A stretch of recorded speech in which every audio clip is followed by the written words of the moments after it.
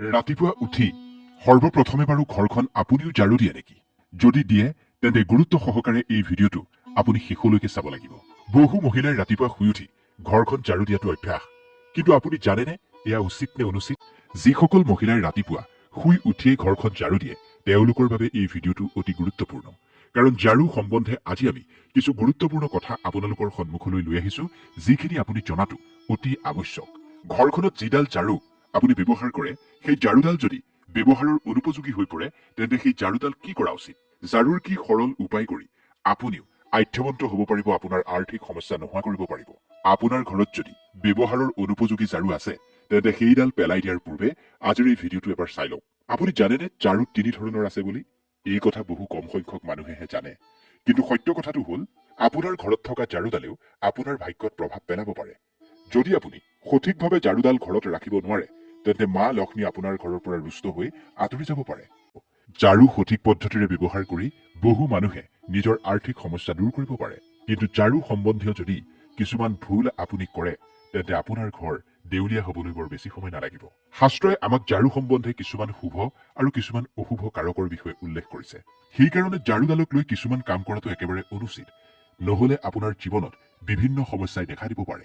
ঝাৰুডালক সদায় সঠিক দিশত সঠিক পদ্ধতিৰে ৰখাটো জৰুৰী, নহলে মা লক্ষ্মীৰ ভগ্নী অলক্ষ্মীক আকৰ্ষিত কৰে এই ঝাৰুডালে, যিখিনি দৰিদ্ৰতা আৰু সংকটৰ প্ৰতীক বুলি গণ্য কৰা হয়। যদি আপোনাৰ জীৱনলৈ বাৰে বাৰে সমস্যা আহি আছে, এটা সমস্যা শেষ নহওঁতেই যদি আন এটা সমস্যাই আপোনাক ঘেৰি ধৰিছে, তেন্তে কি ঠিক তাৰ আঁৰত আপোনাৰ ঘৰখনত থকা ঝাৰুডালো হ'ব পাৰে। ঝাৰুডালৰ স্থিতিৰ ওপৰতো আপোনাৰ ভাগ্য বহু পৰিমাণে নিৰ্ভৰ কৰে।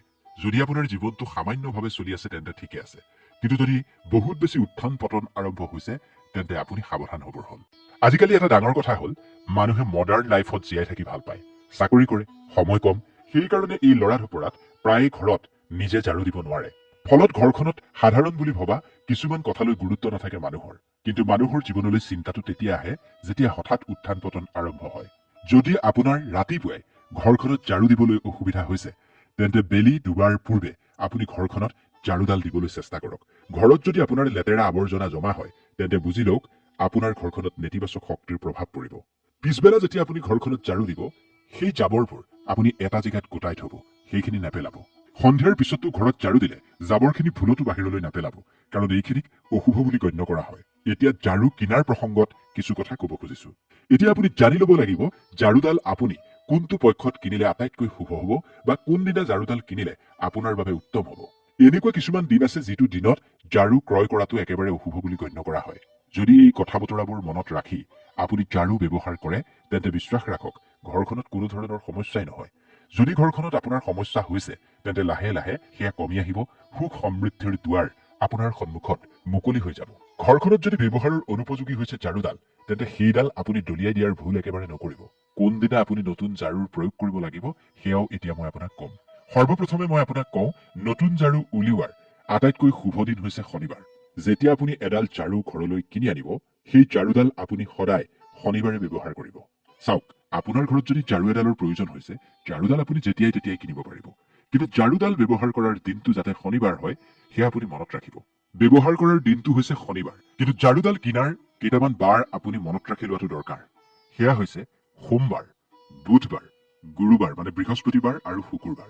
এইকেইটা দিনত আপুনি ভুলতো ঝাৰু নিকিনিব। আপুনি ঝাৰু কিনিবলৈ হলে দেওবাৰ, মঙলবাৰ আৰু শনিবাৰ এইকেইটা দিনত ঝাৰুডাল কিনিব।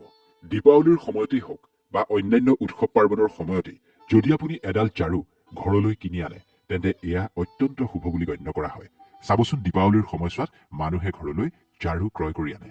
যিকেইটা বাৰত ঝাৰু মই কিনিব নালাগে বুলি কলো সেইকেইটা বাৰত যদি আপুনি ঝাৰু কিনিবলৈ হয় তেন্তে আপোনাৰ ধনহানি হ'ব পাৰে।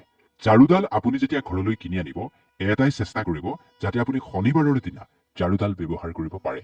এতিয়া মই আপোনাক ক'ম ঝাৰুডাল যে ঘৰলৈ কিনি আনিব ঘৰৰ কোনটো কোণত ঝাৰুডাল ৰখাটো আটাইতকৈ উত্তম, আৰু এনেকুৱা কোনটো কোণ আছে যিটো কোণত ঝাৰুডাল ৰখাটো একেবাৰে অনুচিত। আমি যিটো ৰুম পূজা ঘৰ ৰূপে ব্যৱহাৰ কৰো, যিটো স্থান আমি পূজা ঘৰ ৰূপে ব্যৱহাৰ কৰো, ঈশান কোণ, নৰ্থ ইষ্ট কোণ মানে উত্তৰ পূব দিশত কেতিয়াও আপুনি ঝাৰুডাল নাৰাখিব। উত্তৰ পূব দিশটো হৈছে পূজাৰ স্থল, আৰু বিশেষকৈ পূজা কৰা ৰুমটোততো আপুনি ঝাৰুডাল একেবাৰে ৰাখিব নালাগে। যদি আপুনি সেই পূজা কৰা স্থানত ঝাৰুডাল ৰাখে আপোনাৰ যি দেৱস্থান আছে, দেৱৰ আগমনত বহুত বেছি সমস্যাৰ সৃষ্টি হ'ব আৰু আপোনাৰ ঘৰখনলৈ দুৰ্ভাগ্য আহিব পাৰে। আপোনাৰ ঘৰখনত নিগেটিভিটি প্ৰৱেশ কৰিব পাৰে। গতিকে মনত ৰাখিব, ঈশান কোণত আপুনি কেতিয়াও ঝাৰু নাৰাখিব। পূজা ঘৰত কেতিয়াও আপুনি ঝাৰুডাল নাৰাখিব। এতিয়া আপোনাৰ মনলৈ প্ৰশ্ন আহিব পাৰে, যদি ঈশান কোণত আমি ঝাৰুডাল নাৰাখো তেন্তে সেই ঝাৰুডাল আমি ৰাখিম ক'ত? ঝাৰু ৰখাৰ আটাইতকৈ উত্তম স্থান হৈছে দক্ষিণ পশ্চিম কোণ, অৰ্থাৎ সাউথ ৱেষ্ট কৰ্ণাৰ, যিটো কোণক আমি নেতৃত্ব কোণ বুলি কওঁ। যদি নেতৃত্ব কোণত আপুনি ঝাৰুডাল ৰাখে, শাস্ত্ৰই কৈছে মা লক্ষ্মীয়ে তেতিয়া আপোনাৰ ঘৰত বাস কৰিব। দক্ষিণ পশ্চিম কোণটোক ঘৰখনৰ মালিকৰ স্থান বুলি কোৱা হয়। সেইবাবে এই নেতৃত্ব কোণত যদি আপুনি ঝাৰুডাল ৰাখে তেন্তে আপোনাৰ ঘৰখনৰ যি মালিক, সেই মালিকজনৰ দুগুণ উন্নতি হ'ব। এতিয়া মই ক'ব বিচাৰিছো, ঘৰখনত কোনখিনি সময়ত আপুনি ঝাৰু লগোৱাটো উচিত। ঘৰখনত ঝাৰু লগোৱা বা ঘৰ মচাৰ উত্তম সময় কোনখিনি? আমাক বেদ পুৰাণে 4টা সময়ৰ বিষয়ে উল্লেখ কৰিছে। যিজন ব্যক্তিয়ে ৰাতিৰ সময়ছোৱাত ঝাৰু দিয়ে ঘৰত, সেইখন ঘৰলৈকে দৰিদ্ৰতা আহে। ঝাৰুডাল ঘৰত আছে মানে সদায় ঘৰখন আপুনি পৰিষ্কাৰ পৰিচ্ছন্ন কৰি ৰাখিব লাগিব, যাতে মা লক্ষ্মীৰ আগমন হয়। মা লক্ষ্মীয়ে যাতে আপোনাৰ ঘৰখনত স্থায়ী ৰূপে বাস কৰে তাৰ ব্যৱস্থা আপুনি কৰিব লাগিব। ঘৰখন আপুনি যিমানেই পৰিষ্কাৰ পৰিচ্ছন্ন কৰি ৰাখিব, আপোনাৰ ঘৰলৈ মা লক্ষ্মী সিমানেই বেছি আকৰ্ষিত হ'ব। লেতেৰা মানে মা লক্ষ্মী আঁতৰি যাব, মা লক্ষ্মীৰ ভগ্নী অলক্ষ্মীয়ে আপোনাৰ ঘৰত বাস কৰিব।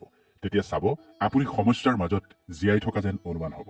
যদি আপুনি ঘৰত ঝাৰু ৰাতিৰ সময়ছোৱাত দিব লগা হৈছে আৰু নলগালেও নহয়, এনেকুৱা যদি চিটুৱেশ্যন আপোনাৰ হৈছে, তেনে ক্ষেত্ৰত আপুনি কি কৰা উচিত হ'ব? ঝাৰু যদি সন্ধিয়াৰ সময়ছোৱাত কেনেবাকৈ ঘৰত দিব লগা হৈছে, ভুলতো সেই লেতেৰা আৱৰ্জনাবোৰ বাহিৰলৈ পেলাই নিদিব। ঝাৰু যেতিয়া আপুনি ঘৰত দিব, ভুলতো ঝাৰুডাল ভৰিৰে স্পৰ্শ নকৰিব। যদি আপোনাৰ কেনেবাকৈ ঝাৰুডালত ভৰিখন লাগিছে, তেন্তে আপুনি মা লক্ষ্মীক ক্ষমা বিচাৰি প্ৰণাম জনাব। কিন্তু ভুলতো ভৰিৰে ঝাৰু স্পৰ্শ কৰিব নাপায়। বিশ্বাস কৰা হয়, ঝাৰু ধানু ভৰিৰ স্পৰ্শ হলে মা লক্ষ্মী চিৰদিনৰ বাবে সেই স্থান ত্যাগ কৰি গুচি যায়। শুনিবলৈ এইবোৰ বহুত আজব যেন লাগিলেও বহু যুগৰে পৰা এই কথা বতৰাবোৰ বিশ্বাস কৰি অহা হৈছে। যদি আমি বৈজ্ঞানিক দৃষ্টিকোণৰ পৰা চাওঁ, যেতিয়া আমাৰ ভৰিখন ঝাৰুডালত লাগে, তেতিয়াহ'লে ঝাৰুডালত থকা বিভিন্ন ধৰণৰ বীজাণু আমাৰ শৰীৰত প্ৰৱেশ কৰে। ঝাৰুত থকা বীজাণু আমাৰ শৰীৰলৈ গুচি যাব পাৰে। প্ৰায়ে চাগে আপুনি শুনিছে মাক দেউতাকবোৰে ল'ৰা ছোৱালীক গালি পৰা। ঝাৰুত যেতিয়া ভৰিটো লাগু লাগু হয়, দেউতাক বা মাকগৰাকীয়ে চিঞৰি উঠে, ঝাৰুডালত ভৰি নলগাবা। কিয় কয় জানে? কাৰণ তেওঁলোকে ভালদৰে জানে ঝাৰুৱে সদায় লেতেৰা বস্তু চাফা কৰে। ঝাৰুডালত লেতেৰা বীজাণু লাগি থাকিব পাৰে আৰু লেতেৰা বীজাণুৱে তেতিয়া যিকোনো মানুহক সোনকালে আক্ৰমণ কৰিব পাৰে। মনত ৰাখিব, সূৰ্যাস্তৰ পিছত কেতিয়াও ঘৰখনত ঝাৰু দিবলগীয়া হলে সেই লেতেৰাখিনি পেলাই দিব নোৱাৰিব। যেতিয়া আপুনি ঘৰখনত ঝাৰু দিব, সেই যে ধূলি মাকতিবোৰ ওলাব, সেইবোৰ যদি আপুনি সন্ধিয়া লগাৰ পিছত কেনেবাকৈ বাহিৰলৈ পেলায়, তেন্তে মা লক্ষ্মী আপোনাৰ ঘৰখনৰ পৰা চিৰদিনৰ কাৰণে গুচি যাব। এটা কথা সদায় মনত ৰাখিব, ঘৰখনত যেতিয়া ঝাৰুডাল ৰাখিব, সদায় ঝাৰুডাল লুকুৱাই ৰাখিবলৈ চেষ্টা কৰিব। কেতিয়াও খোলা স্থানত ঝাৰুডাল ৰাখিব নালাগে। এনেকুৱা স্থানত ৰাখিব লাগে যাতে সচৰাচৰ কোনো মানুহৰ চকু নপৰে ঝাৰুডালত। এতিয়া আপোনাৰ মনলৈ চাগে প্ৰশ্ন আহিছে, সচৰাচৰ চকু নপৰা কোনটো স্থানত ঝাৰুডাল ৰাখিম? যদি ঝাৰুডাল লুকুৱাই ৰাখো, তেন্তে ক'ত ৰাখিম? আপুনি চাগে মনতেই ভাবিছে, বিচনাখনৰ তলতেই ঝাৰুডাল থৈ দিওঁ নেকি? কিন্তু ভুলতো তেনেকুৱা কাম নকৰিব, নহলে আপোনাৰ ঘৰখনৰ পৰা অন্ন সোনকালে নোহোৱা হৈ যাব। কেতিয়াও বিচনাৰ তলত ঝাৰু ৰাখিব নাপায়। বিচনাৰ তলত ঝাৰু ৰাখিলে আপোনাৰ ঘৰখনত স্বাস্থ্য সম্বন্ধীয় সমস্যাৰ সৃষ্টি হ'ব পাৰে। বিশ্বাস কৰা হয়, ঝাৰু দি থাকোতে যদি সেই ঝাৰুডাল কেনেবাকৈ ঘৰত সৰু ল'ৰা ছোৱালীৰ গাত লাগি যায়, তেতিয়াহ'লে ঘৰখনলৈ হেনো আলহী অতিথিৰ আগমন হয়। এইবোৰ যুগ যুগ ধৰি চলি অহা এক লোকবিশ্বাস। ঘৰখন যদি আপুনি কেতিয়াবা মচিব খোজে, তেন্তে সদায় সূৰ্যাস্তৰ আগতেই মচিব। এক পুৰণি লোকবিশ্বাস অনুসৰি বৃহস্পতিবাৰে হেনো কেতিয়াও ঘৰ মচিব নালাগে। এনেকুৱা কৰিলে মা লক্ষ্মী হেনো ৰুষ্ট হয়। যদি আপুনি এই লোকবিশ্বাসবোৰ মানি চলে, তেন্তে এই কথাখিনি মানি চলাটো দৰকাৰ। যিখিনি পানীৰে আপুনি ঘৰ মচিব, সদায় এটাই চেষ্টা কৰিব, সেই পানীখিনিত যাতে এচামুচ আপুনি নিমখ দিব পাৰে। নিমখ সকলো মানুহৰ ঘৰত থাকেই।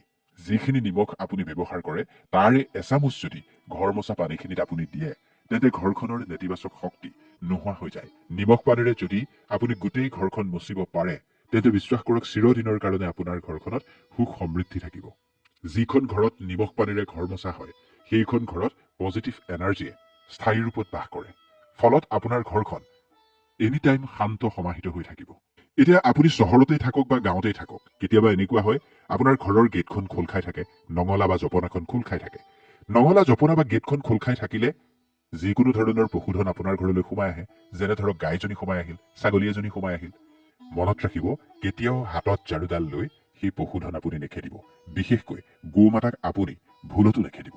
যদি আপোনাৰ ঘৰৰ পৰা কোনো ব্যক্তি যিকোনো শুভ কাৰ্যৰ কাৰণে বাহিৰলৈ ওলাই গৈছে, সেই মানুহজন ওলাই যোৱাৰ ঠিক পিছতেই আপুনি কেতিয়াও ঘৰত ঝাৰু নিদিব।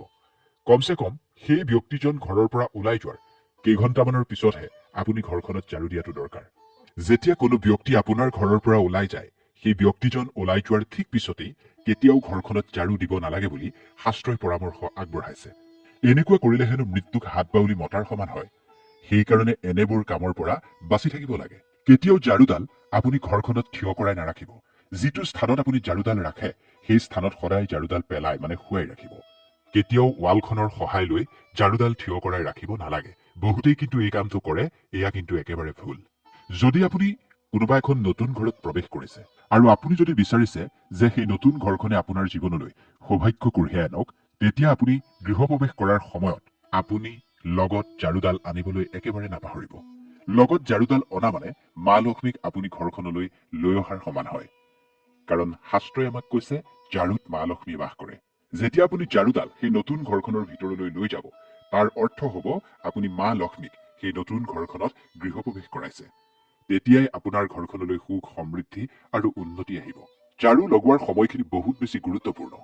বিশেষকৈ সূৰ্যাস্তৰ সময় বা সূৰ্যাস্তৰ ঠিক পিছতেই ঝাৰু কেতিয়াও ঘৰত লগাব নালাগে। শাস্ত্ৰসন্মত কথাটো হ'ল, এই সময়ত ঝাৰু লগালে ঘৰখনৰ পৰা মা লক্ষ্মী আঁতৰি যায়। যদি আপুনি বিচাৰে আপোনাৰ ঘৰখনত বেয়া নজৰ নপৰক, নেতিবাচক শক্তিৰ প্ৰৱেশ যাতে আপোনাৰ ঘৰখনত নহয়, তেতিয়াহ'লে আপুনি এটা সৰু উপায় কৰিব পাৰে। যেতিয়া আপুনি ৰাতি শোৱাৰ বাবে সাজু হ'ব, আপুনি ঘৰখনৰ মুখ্য দুৱাৰমুখত এডাল ঝাৰু ৰাখি থ'ব। এনেকুৱা কৰিলে যিখিনি নিগেটিভ এনাৰ্জি থাকে, ঘৰখনৰ আশে-পাশে যিখিনি নিগেটিভ এনাৰ্জি থাকে, সেই সকলোবোৰ এই ঝাৰুডালত সোমাই পৰে আৰু ঘৰখনৰ পৰা দূৰ হৈ গুচি যায়। কিন্তু মনত ৰাখিব, ৰাতি পুৱাৰ লগে লগে সেই ঝাৰুডাল সেই স্থানৰ পৰা আঁতৰাই পেলাব আৰু সেই ঝাৰুডাল নি বেলেগ এটা স্থানত লুকুৱাই ৰাখি দিব, যাতে সেই ঝাৰুডালত কাৰো চকু নপৰে। যদি আপুনি মা লক্ষ্মীৰ কৃপা পাব বিচাৰিছে, তেন্তে এটা বহুত বেছি বিশেষ উপায় আছে আপোনাৰ বাবে। যিকোনো এটা উৎসৱৰ দিনা বা বিশেষ কোনো জ্যোতিষীয় ঘটনা, যেনে গ্ৰহণ, পূৰ্ণিমা, অমাৱস্যা বা এনেকুৱা ধৰণৰ শুভ যুগত আপুনি শুকুৰবাৰৰ দিনটো বাছনি কৰিব। সেইদিনা ব্ৰহ্ম মুহূৰ্ত অৰ্থাৎ ৰাতিপুৱা ৩ বজাৰ পৰা ৫ বজাৰ সময়খিনিত ৩ডাল নতুন ঝাৰু লৈ আপুনি ওচৰৰ কোনোবা মন্দিৰলৈ যাব। মনত ৰাখিব, এই ঝাৰু ৩ডাল যাতে কোনেও দেখা নাপায়। আৰু আপুনি গুপ্ত ৰূপত মন্দিৰলৈ গৈ সেই ঝাৰু মন্দিৰত থৈ আহিব। গুপ্তদান শাস্ত্ৰৰ মতে বহুত বেছি পুণ্যদায়ক আৰু ফলদায়ক। এই উপায়টো কৰাৰ এদিন পূৰ্বে বজাৰৰ পৰা ৩ডাল নতুন ঝাৰু কিনি আনিব আৰু সেই ঝাৰু ৩ডাল আপুনি ঘৰত ৰাখিব। পিছদিনা ৰাতিপুৱাই ব্ৰহ্ম মুহূৰ্তত উঠি মনে মনে কাকো নোকোৱাকৈ মন্দিৰত সেই ঝাৰু আপুনি থৈ আহক। এই সৰু এটা কামেই আপোনাৰ জীৱন সলাই দিব পাৰে, কিন্তু সেই কাম আপুনি শ্ৰদ্ধা আৰু বিধি বিধানৰ জৰিয়তে কৰিব লাগিব, যাতে মা লক্ষ্মীৰ কৃপা আপুনি নিশ্চিত ৰূপত পাব পাৰে। এই কামটো কৰাৰ পিছতেই আপুনি তাৰ প্ৰভাৱ লাহে লাহে আপোনাৰ জীৱনত দেখিবলৈ পাব। ঝাৰু সম্বন্ধীয় এই কথা বতৰাবোৰ আপোনাৰ বাৰু কেনেকুৱা লাগিল? ঝাৰু সম্বন্ধে আপোনাৰ কিবা আৰু জানিবলগীয়া থাকিলে আমাক কমেণ্ট কৰি জনাব। ভিডিঅ'টো ক'ৰ পৰা চাইছে সেয়াও আমাক নিশ্চিতভাৱে আপুনি জনাব, বা ঝাৰু সম্বন্ধে যদি আপুনিও কিবা কথা জানে, তেন্তে আমাৰ সৈতে আপুনি বিনিময় কৰিব পাৰে।